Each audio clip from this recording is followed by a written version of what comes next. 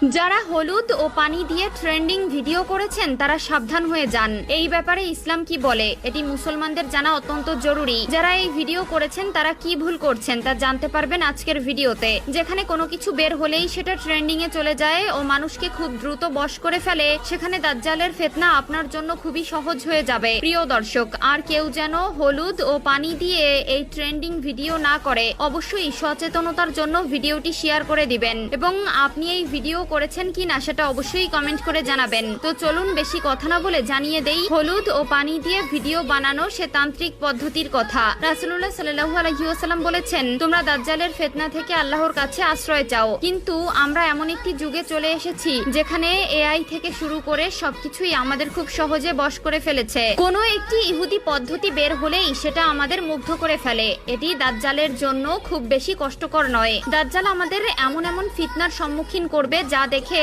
আমরা মুগ্ধ হয়ে যাব এবং পথভ্রষ্ট হব। তাই সময় থাকতে নিজেকে সতর্ক ও অন্যকে সতর্ক করতে হবে। হলুদ ও পানির মিশ্রণ নিয়ে যে ট্রেন্ডিং চালু হয়েছে সেটা আমাদের মুগ্ধ করলেও এর পেছনে রয়েছে এক ভয়ঙ্কর পরিকল্পনা। না জানার কারণেই আমরা এই ভুলগুলো করে ফেলি। চলুন এবার জেনে নেই এই হলুদ ও পানির মিশ্রণ কোথা থেকে আসলো। হলুদ জল ট্রেন্ড নয়, এটি একটি আত্মা জাগানোর নিষিদ্ধ তান্ত্রিক রিচুয়াল। আর আপনি সেটা নিজের ঘরে বসেই করে ফেলছেন, হয়তো না জেনেই।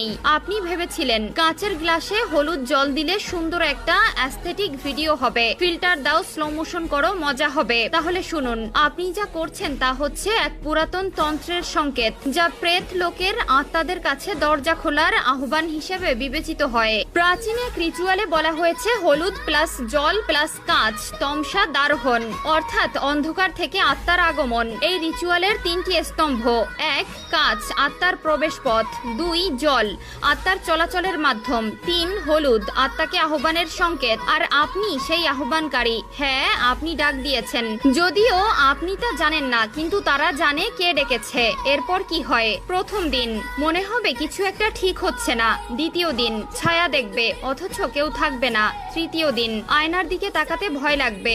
চতুর্থ দিন জানালার পাশে নিঃশ্বাস পড়ার শব্দ।